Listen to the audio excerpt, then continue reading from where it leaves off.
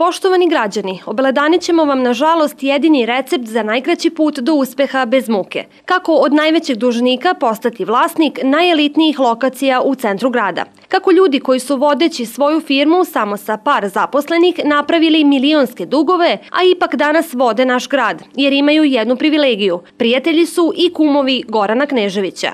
Na osnovu faktura za zakup lokala, koje je javno preduzeće Gradska stambena agencija ispostavila Nenadu Karapandži, članu Srpske napredne stranke, kumu i desnoj ruci Gorana Kneževića, došli smo do sledećih podataka. Da je Nenad Karapandža najveći dužnik za zakup lokala javnom preduzeću Gradska stambena agencija. Za InSport u ulici Kralja Aleksandra I. Karađorđevića broj 6 duguje 10.660.495,20 dinara.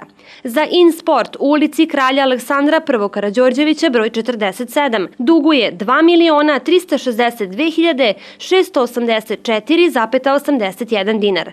Za ZR Sting u ulici Kralja Aleksandra I. Karađorđevića broj 8 nismo utvrdili tačan iznos duga, jer zaduženje za ovaj lokal na misteriozan način 2011. godine prestaje da se knjiži na karticama javnog preduzeća Gradska stambena agencija, a na pomenutoj lokaciji firme se menjaju. A zaduženja na karticama javnog preduzeća Gradska stambena agencija ne postoje ni za ove firme na navedenoj lokaciji. Činjenica je da je Nenad Karapandža iskoristio odbitni PDV i na taj način oštetio budžet Republike Srbije u iznosu od oko 20.000 evra. Javno preduzeće Gradska stambena agencija je Nenadu Karapandži za sve godine i 2008. godinu, i 2009. godinu, i 2010. godinu, i 2011. godinu, i 2012. godinu izdavala račune sa PDV-om. Konstatujemo da se dug povećavao i da je javno preduzeće Gradska stambena agencija diskretno na svakom računu samo obaveštavala Nenada Karapandžu, kuma Gorana Kneževića i člana Srpske napredne stranke kolike su njegove dospele, a ne izmirene milionske obaveze bez upozorenja da će ga tužiti. Obratili smo se sadašnjoj direktorici javnog preduzeća Gradska stambena agencija Jovani Riljak i pitali smo je koji su najveći dužnici i koliko novca su dužni i od kada.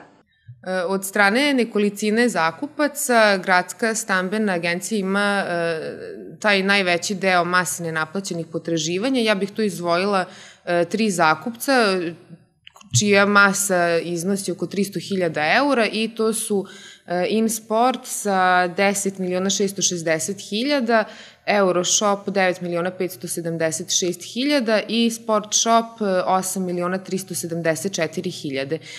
Za ovaj enormni trend rasta nenaplaćenih potraživanja isključivo su odgovorni bivši direktor, kao i njegovi tadašnji pomoćnici, rukovodioci ekonomskog i pravnog sektora, koji su, nažalost, i dalje na radnim mestima i obavljaju tu istu funkciju. Koji su dužnici utuženi i od kada? I koji dužnici nisu utuženi i zašto nisu utuženi?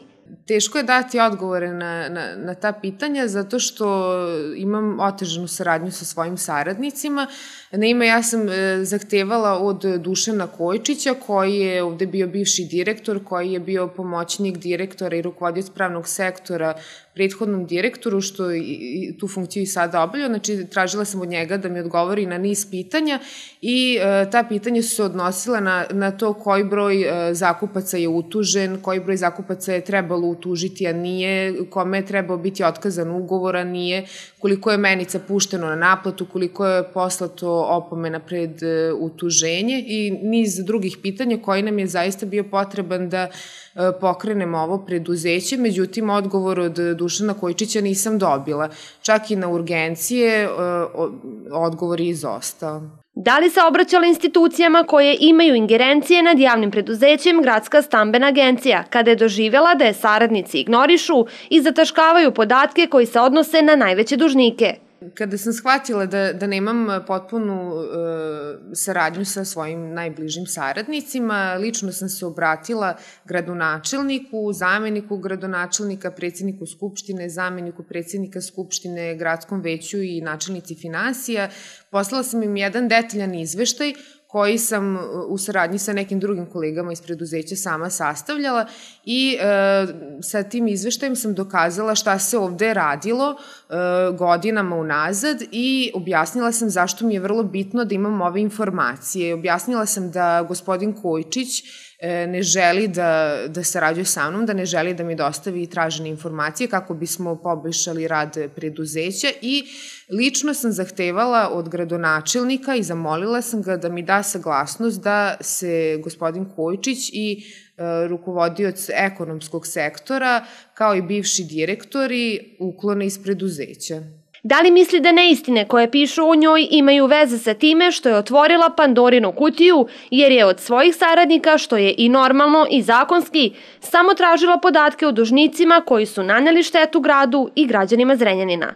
Te neistine koje su moji saradnici plasirali o meni i o javnom preduzeću Gradska stambena agencija imaju samo jedan cilj, a to je da se skrene tema sa ključnih problema i sa štete koja je naneta i koju su oni naneli gradu Zrenjaninu i građanima Zrenjanina.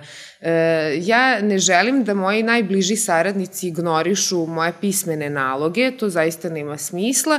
Želim da radim sa ljudima koji će da me podrže i kojima je u interesu da ova firma posluje zdravo i da kreira pozitivne rezultate.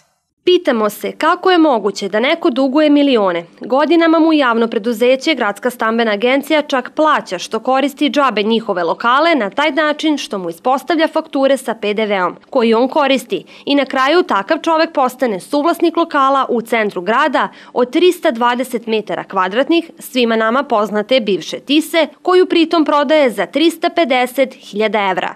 Puštamo telefonski razgovor koji je novinarka naše televizije obavila sa Darkom Bađakom, drugom desnom rukom Gorana Kneževića i potpredsednikom Srpske napredne stranke u Zrenjaninu. Halo. Halo. Da. Dobar dan.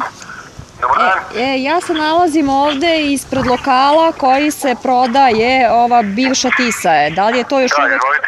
Da li je to još uvek na prodaju ili je prodato je? Na prodaju je? Jeste na prodaju, da. Da. Kaži mi koliko kvadrata ima tu je? Je to uređeno je? To je 320 kvadrata. Unutra ima grejanje. Kako ide? Sređuje se trenutno lokal, majstori su unutra, tako da... Aha. Sanitarni čvor i sve to je Tisa bila, pretpostavljam da treba da ima, tako? Dobro. Sve i sad je samo adaptacija u toku. Dobro, i kad planirate da ta adaptacija bude završena? Pri kraju? U roku od 2 meseca. Aha, dobro. Sad i još cena koja je?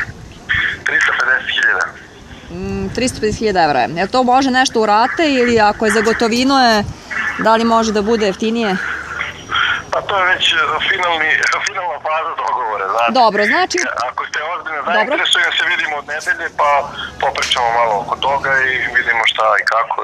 Važno. Lako se dogovorimo oko ostalih stvari, samo da, kako da vam kažem, da načelnu saglasnost, što se kaže, postignemo, a onda ćemo se dalje dogovarati. Samo da pitam, ja sam pričala sa vlasnikom, je li tako, pretpostavljam me? Tako je. Dobro, ništa, onda se čujemo. Važi. Znači, 2 meseca vam treba otprilike da to završite. Cilj je da se završi do nove godine, sad opet znate kako ide kad su praznici, da li ćemo stići, šta ćemo stići. Dobro, hvala. Prijetno. Postavljamo dalje pitanje kako je moguće da se pošteni privrednici koji rade pošteno od jutra do sutra i pune budžet progone iz lokala u koje su uložili svoja sredstva za adaptaciju istih, a na drugoj strani članovi Srpske napredne stranke, prvi saradnici Gorana Kneževića, uz milionske dugove lepo su se obezbedili, sada su vlasnici elitnih lokacija u centru grada, sede bezbrižno po kafićima svaki dan, usput se slikaju za medije, za tobože neki društveno koristan rad. U čemu je suština, baš što se tiče grada Zrenjanina? Zaključak je jako bolan, ali istinit. Ako ste u Zrenjaninu član Srpske napredne stranke i bliski sa Goranom Kneževićem, nebitno je što godinama niste bili uspešni, što ste gomilali milionske dugove. Sada imate šansu da pokupujete najelitnije lokacije u gradu, da bezbrižno živite i da uopšte ne radite. a privatnici koji pošteno rade, a kojih je jako malo još ostalo u našem gradu, maltretiraju se kontrolama raznih inspekcija koje vrlo često čak i nemaju nadležnosti za određene preduzetnike koji se progone i koji su krivi samo zato što znaju da rade i što nisu u kombinacijama sa čuvenom elitom uz Gorana Kneževića. O drugim uspešnim aktivnostima čelnih ljudi koji vode naš grad ćemo vas uskoro informisati u nekom od narednih objektiva.